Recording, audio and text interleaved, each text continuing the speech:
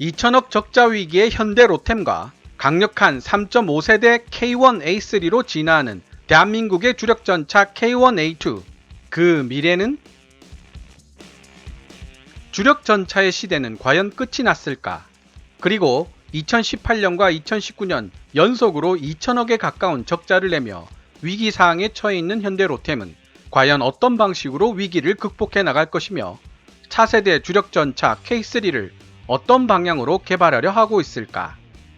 KKMD 145와 대한민국 전차 세대교체 실패, 3분의 1로 줄어든 K2 흑표 양산 숫자, 대응 방안은 편에서도 말씀드렸던 대한민국의 주력 전차 세대교체는 어떻게 진행되고 있을까 등이 바로 오늘 KKMD에서 다루어 보고자 하는 주제들입니다.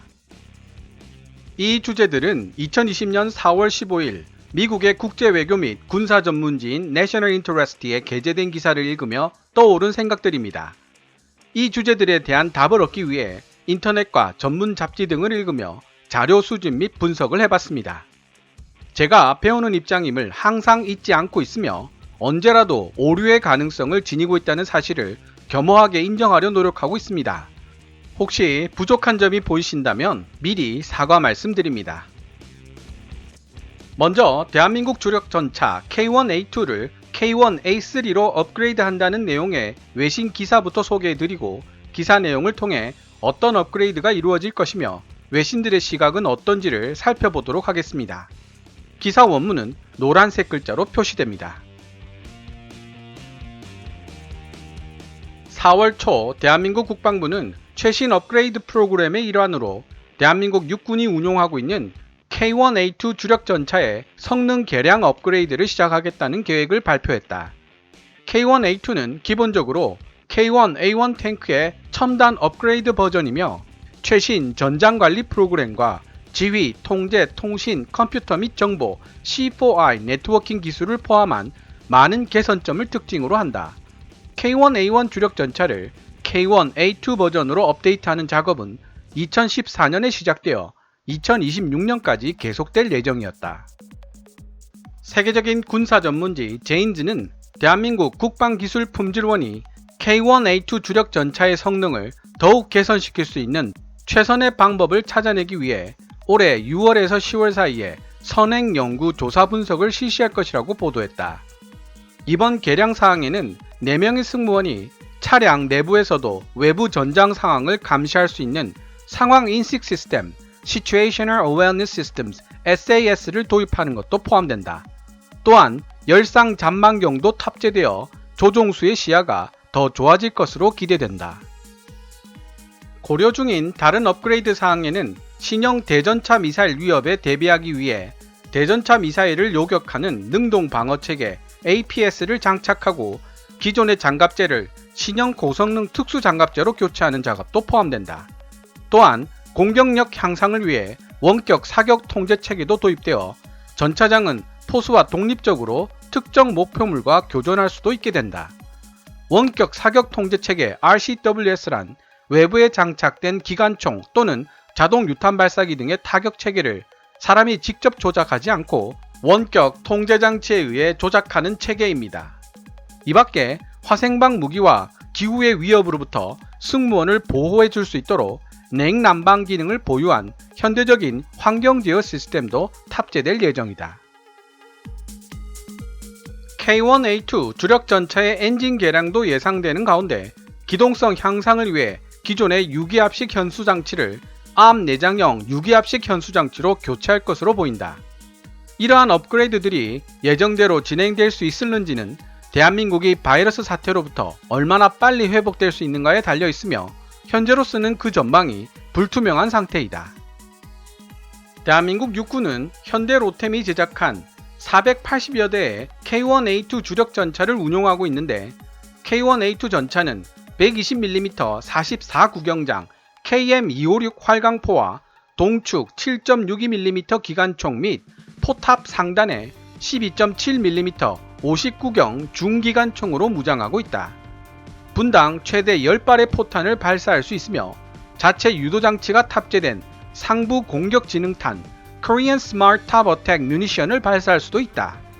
이 K1A2는 현재 현대 로템의 K2 블랙팬서와 함께 대한민국 육군의 주력 전차로 사용되고 있다. 상부 공격지능탄은 적진을 지나가며 소형 탐지기로 적 전차를 찾아내 그 위에서 폭발하는 포탄을 말합니다. 이때 관통력이 100mm에 이르는 성형 관통자가 만들어지면서 적 전차의 상부 장갑을 뚫고 들어가 인명을 살상하고 장비를 파괴하는 포탄입니다. 현대 로템의 K2 블랙팬서와 K1A2 주력 전차들은 대한민국이 방위산업 분야에서 이루어낸 엄청난 발전상을 잘 보여주고 있다. 생각해보면 지난 70여 년 동안 한국의 외교 정책은 북한의 침략 행위를 저지하는데 주로 초점을 맞춰 왔었고, 이런 외교 정책은 비록 1953년 휴전협정으로 인해 잠시 중단되기는 했지만 대한민국이 엄밀한 의미로 여전히 전쟁 중인 국가라는 사실에서 충분히 이해할 수 있는 일이다. 하지만 최근 몇 년 동안 대한민국 역시 다른 방산 강국들처럼 자국의 거대 방위산업을 기반으로 방산 수출 강국으로 변신하기 위해 노력해왔고, K1 전차 프로그램은 그러한 노력의 일부였다. 그러나 아직까지 업그레이드된 K1A2 주력 전차의 운용국은 대한민국 육군이 유일하다.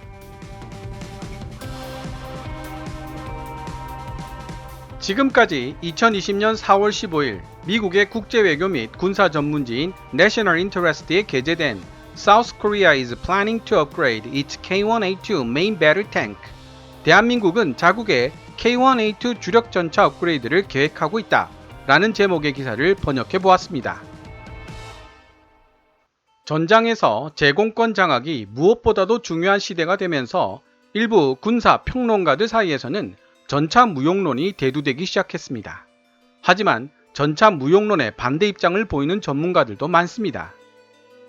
미래 전장에서도 전차는 반드시 필요하다고 주장하는 이들은 1990년에서 1991년 사이에 벌어졌던 걸프 전쟁에서의 사례들을 근거로 들고 있는데요.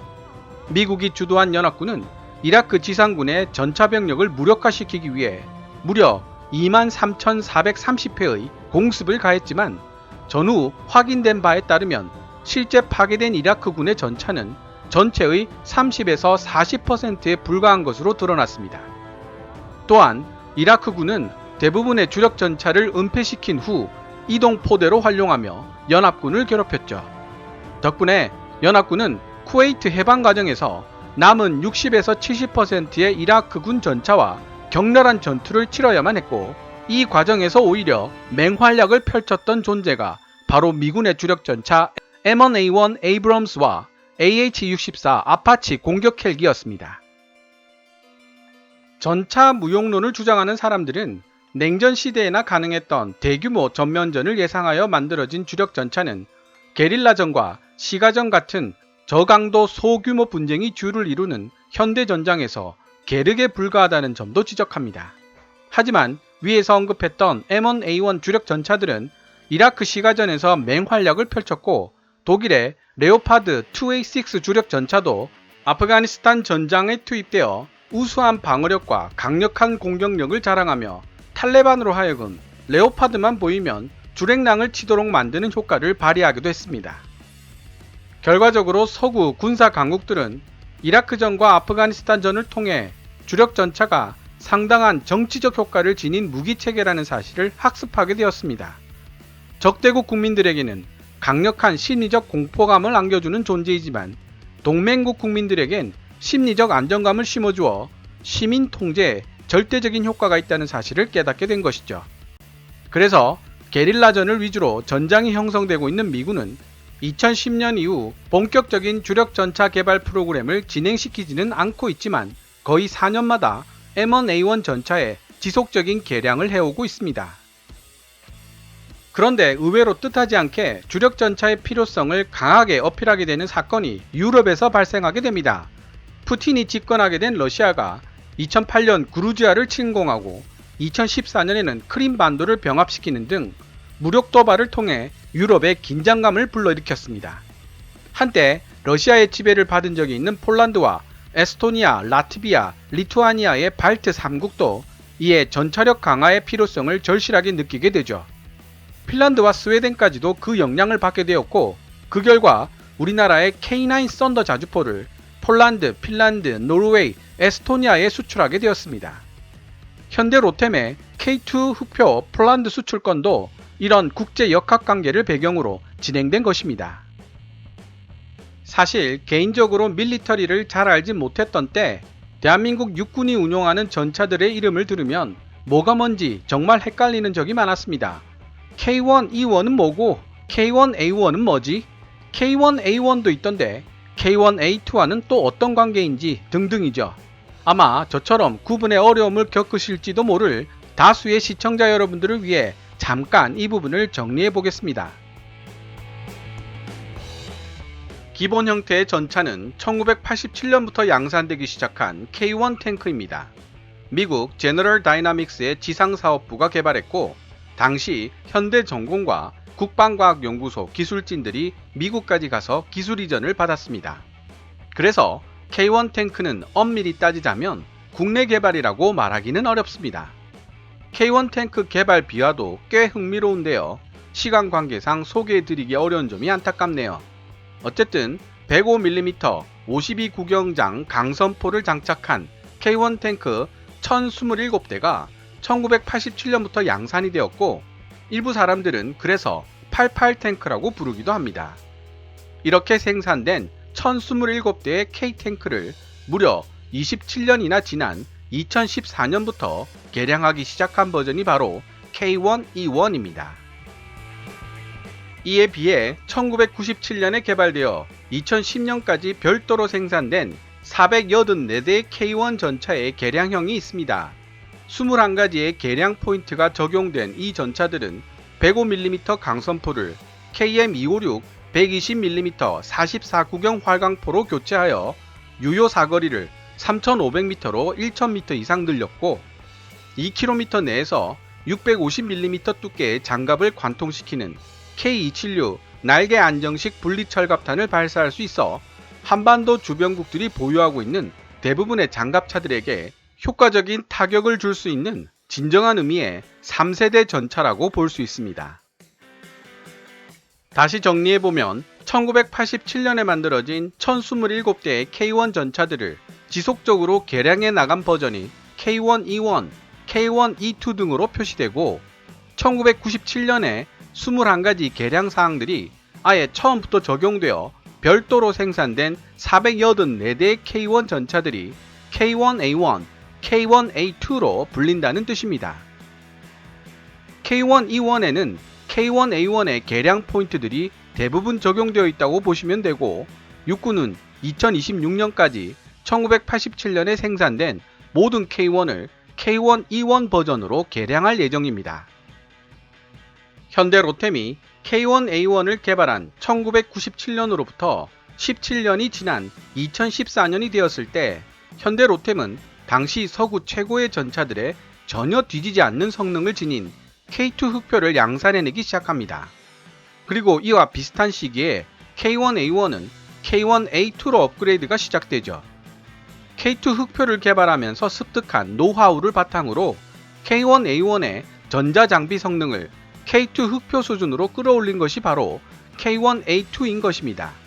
그리고 이로부터 거의 13년이 경과되는 2027년부터 해외 기사가 소개하고 있는 K1A3 업그레이드가 시작되게 됩니다. 현재 예상되고 있는 K1A3 주력 전차의 성능은 3.5세대 전차라고 불리기에 손색이 없을 정도입니다. 차량 내부에서도 훤하게 박해 상황을 알 수 있는 상황 인식 시스템 SAS, 대전차 미사일로부터 생존성을 높이기 위한 하드킬 방식의 능동 방어 체계와 신형 특수 장갑제, 그리고 보조 전력 장치 APU를 장착하여 화생방 방어 및 냉난방 기능이 가능한 환경 제어 시스템을 사용할 수 있게 되었을 뿐만 아니라 파워팩 출력 증대 작업을 통한 기동성 향상도 기대할 수 있게 되었습니다. 사실 이러한 성능들은 호주 정부가 하나 디펜스의 AS-21 레드백 보병 전투 장갑차에도 요구하고 있는 것들이기도 합니다. 하지만 이 모든 것들에도 불구하고 대한민국의 전차 전력들이 직면하고 있는 가장 큰 문제점은 바로 다름 아닌 제작사인 현대로템의 심각한 경영위기 상황입니다. 현대로템은 2018년과 2019년 연속으로 거의 2천억에 가까운 적자를 기록했습니다. 다만 한 가지 기억해야 할 점은 현대로템의 주요 사업 분야가 철도와 방산인데 철도 분야에서 엄청난 적자가 생겼기 때문이지 방산 분야에서 별다른 문제는 없었다는 사실입니다. 어쨌든 이렇게 대규모 적자를 내고 있는 기업이 기술에 대규모 자금을 투자할 여력이 없을 것임은 삼척동자라도 알 수 있는 사실입니다. 실제로 현대로템은 기술 투자는커녕 오히려 구조조정을 실시하고 있는 상황입니다. 게다가 2007년 시제품이 나온 K2 흑표도 개발된 지 13년이라는 시간이 지났지만 아직까지 제대로 된 개량 사업이 진행된 적이 없다는 점도 기술력 개발 및 유지라는 점에서 문제점으로 지적되고 있습니다. 미국이나 서구 전차 강국들은 4, 5년을 주기로 꾸준하게 전차 업그레이드 작업을 실시하고 있습니다. 이는 전력 강화 및 유지라는 측면도 있지만 방산업체들에게 지속적인 일감을 제공함으로써 기술력과 생산 라인을 유지한다는 측면도 있습니다. 하지만 대한민국의 경우 업그레이드 간격이 보통 10년을 넘어서다 보니 기술력과 생산 라인을 유지하는 일이 여간 어려운 일이 아닙니다. 내셔널 인터레스트의 이 기사는 마지막 끝맺음 부분에서 아직까지 업그레이드가 이루어진 K1A2 주력 전차의 운용국은 대한민국 육군이 유일하다며 마치 K1A2 주력 전차의 수입을 원하는 곳이 전무한 것처럼 설명하고 있지만 이는 오해 소지가 있는 표현입니다. 대한민국 육군은 1959년도에 생산된 미국제 구형 M48 패튼 계열 전차를 아직까지도 운용하고 있으며 이들을 모두 도태시키려면 적어도 270여 대의 K2 흑표나 그 이상 숫자의 K1A2가 필요한 상황입니다. 하지만 K2를 270여 대 이상 양산할 수 있을지도 알 수 없는 상황이고 이미 생산 라인이 닫힌 K1A2를 다시 생산하려면 제반 비용 때문에 K2 흑표보다 더 비싼 전차가 나올지도 모르기 때문에 이러한 상황에서는 K1E1이든 K1A2든 해외에 판매할 수 있는 상황 자체가 아닌 것이죠. 전차 세대 교체를 위해서는 더 많은 신형 전차가 필요한 대한민국 육군, 그리고 새로운 신흥 시장으로 떠오른 폴란드, 인도, 중동 시장에 참여하기 위해서는 어떻게든 대규모 기술 투자가 필요한 현대로템, 양쪽의 필요를 모두 충족시킬 수 있는 방안으로 떠오른 것이 바로 차세대 K3 전차 개발 계획입니다. 이러한 사실을 확인할 수 있는 대목이 육군 기계화 학교가 주최한 기관 및 기계화 부대 전투발전 세미나에서 발표된 내용들입니다. 이 세미나에서 육군 기계화 학교가 연구한 K3 차기 전차 개념과 현대로템이 연구한 K3 차기 전차 개념이 모두 공개되었기 때문입니다. K2 흑표도 1995년 개념 연구가 시작되어 2008년 개발이 완료될 때까지 23년이라는 시간이 소요되었다는 점을 생각해 볼 때 2035년 실전 배치라는 목표를 달성하기 위해서는 지금부터 개념 연구에 들어가는 것이 타당하겠죠.